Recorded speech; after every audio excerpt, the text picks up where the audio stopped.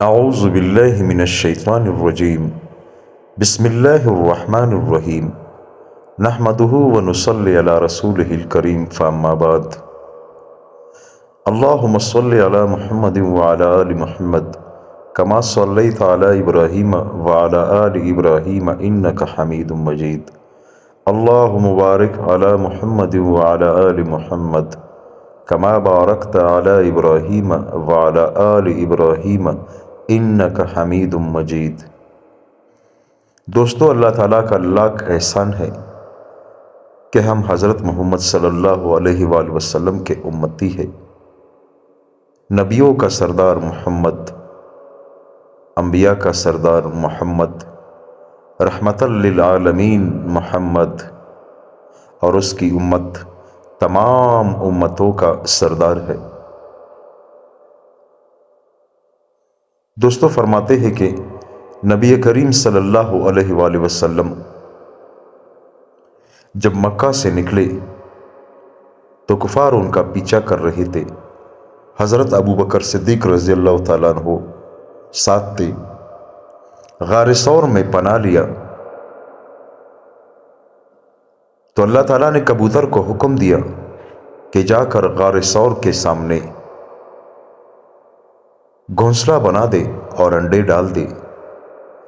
کبوتر فوراً وہاں آیا اور گھونسلہ بنایا اور انڈے ڈال دیے۔ کفار کا جب اس راستے پر گزر ہوا تو دیکھا کہ غار کے سامنے کبوتر نے گھونسلہ بنایا ہوا ہے۔ انہیں یقین ہوا کہ اس غار میں کوئی بھی نہیں ہے، کیونکہ کبوتر وہاں پر گھونسلہ نہیں بناتا جہاں پر کوئی آتا جاتا ہو۔ غار کے اندر حضرت ابوبکر صدیق رضی اللہ تعالیٰ عنہ کے ران پر نبی کریم صلی اللہ علیہ وآلہ وسلم نے اپنا سر مبارک رکھا ہوا ہے اور سویا ہوا ہے۔ اس غار میں بہت سے سوراخ تھے۔ حضرت ابوبکر صدیق رضی اللہ تعالیٰ عنہ نے سارے سوراخ اپنے کپڑوں سے بند کر دیے۔ ایک غار رہ گیا تھا، جب اس کو بند کرنے لگا تو غار سے سانپ نے حضرت ابوبکر صدیق رضی اللہ تعالیٰ عنہ کو ڈس لیا۔ سانپ کے ڈسنے کے بعد حضرت ابوبکر صدیق کو بہت سخت درد ہونے لگا، لیکن پھر بھی اپنے محبوب کی نیند خراب نہ کرنے کی وجہ سے حضرت ابوبکر صدیق رضی اللہ تعالیٰ عنہ اپنے جگہ سے ہلے تک نہیں اور اس درد کو برداشت کر رہا تھا۔ زیادہ درد کی شدت سے حضرت ابوبکر صدیق رضی اللہ تعالیٰ عنہ کی آنکھوں میں آنسو آ گئے، اور وہ آنسو نبی پاک صلی اللہ علیہ وآلہ وسلم کے رخسار مبارک پر گر گئے، اور نبی کریم صلی اللہ علیہ وآلہ وسلم نیند سے بیدار ہوئے۔ جب دیکھا اس کا دوست حضرت ابوبکر صدیق رضی اللہ تعالیٰ عنہ کہ آنکھوں میں آنسو ہے، تو آپ صلی اللہ علیہ وآلہ وسلم کو بہت دکھ ہوا، اور حضرت ابوبکر صدیق رضی اللہ تعالیٰ عنہ سے پوچھا، ابوبکر کیا ماجرا ہے، کیا بات ہے، آپ کے آنکھوں میں آنسو ہے؟ حضرت ابوبکر صدیق رضی اللہ تعالیٰ عنہ نے نبی کریم صلی اللہ علیہ وآلہ وسلم سے فرمایا، میرے نبی، مجھے سانپ نے ڈس لیا، اور سانپ کے زہر کی اثر سے میرے پورے بدن میں درد ہونے لگا ہے۔ میں ہلا اس وجہ سے نہیں تھا کہ آپ کی نیند خراب نہ ہو۔ درد کا اثر زیادہ ہوا اور میرے آنکھوں میں آنسو آ گئے، اور آنسو کا ایک قطرہ آپ کے رخسار مبارک پر گر گیا اور آپ کی نیند خراب ہو گئی۔ میں معافی چاہتا ہوں یا رسول اللہ۔ نبی کریم صلی اللہ علیہ وآلہ وسلم نے حضرت ابوبکر صدیق سے کہا کہ سانپ نے آپ کو کہاں پر ڈسا ہے؟ اور کون سی جگہ سے سانپ نے آپ کو ڈس لیا؟ حضرت ابوبکر صدیق نے کہا یا رسول اللہ، بہت سے غار تھے، میں نے سب کو بند کر دیا، ایک غار باقی تھا، وہاں پر میں نے اپنا پاؤں رکھ لیا اور وہیں سے مجھے سانپ نے ڈس لیا۔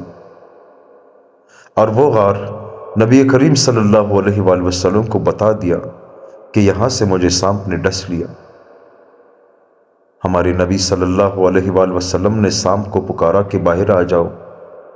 سانپ باہر آیا اور نبی کریم صلی اللہ علیہ وآلہ وسلم کے سامنے کھڑا ہوا۔ نبی کریم صلی اللہ علیہ وآلہ وسلم نے کہا اے سانپ، تجھے پتا ہے تو نے کس کو ڈسا ہے؟ تو نے حضرت ابوبکر صدیق کو ڈسا ہے، جس نے میرے نبوت کا سب سے پہلے میرے نبوت کا تصدیق کرنے والا حضرت ابوبکر ہے، میرا یار ہے، میرا دوست ہے، تم نے اس کو کیسے ڈس لیا؟ تو سانپ نے کہا مجھے معاف کرنا رحمت للعالمین، میرے نبی مجھے معاف کرنا۔ آج سے 600 سال پہلے حضرت عیسیٰ علیہ السلام ایک مجمع میں فرما رہے تھے کہ میرے بعد ایک نبی آئے گا، محمد اس کا نام ہوگا، اور اس غار میں وہ پناہ لے گا۔ اسی دن سے میں اس غار میں آپ کے انتظار میں، آپ کے دیدار کے لیے یہاں پر بیٹھا ہوا تھا۔ اس غار میں نے چاروں طرف سے اور بھی بہت سے غار بنا لیے کہ اگر ایک غار سے آپ کا دیدار صحیح نہ ہو سکا تو دوسرے غار سے آپ کا دیدار کر سکوں۔ تو میں نے بہت کوشش کی، حضرت ابوبکر صدیق رضی اللہ تعالیٰ عنہ نے سارے غار بند کر دیے، ایک ہی غار باقی رہ گیا جہاں سے میں آپ کو دیکھ رہا تھا، اور حضرت ابوبکر نے وہاں پر اپنا پاؤں رکھا، اپنا پیر رکھا۔ میں نے مجبور ہو کر حضرت ابوبکر صدیق کو ڈس لیا تاکہ اپنا پیر ہٹائے اور میں آپ کا دیدار کر سکوں۔ نبی کریم صلی اللہ علیہ وآلہ وسلم نے حضرت ابوبکر صدیق سے کہا کہ اپنا پیر ادھر لاؤ، اس طرف کرو۔ حضرت ابوبکر صدیق کے پیر پر نبی کریم صلی اللہ علیہ وآلہ وسلم نے سورہ فاتحہ پڑھ کر دم کیا۔ الحمدللہ رب العالمین الرحمن الرحیم مالک یوم الدین ایاک نعبد و ایاک نستعین اہدنا الصراط المستقیم صراط الذین انعمت علیہم غیر المغضوب علیہم ولا الضالین۔ یہ پڑھ کر حضرت ابوبکر صدیق رضی اللہ تعالیٰ عنہ کے پاؤں پر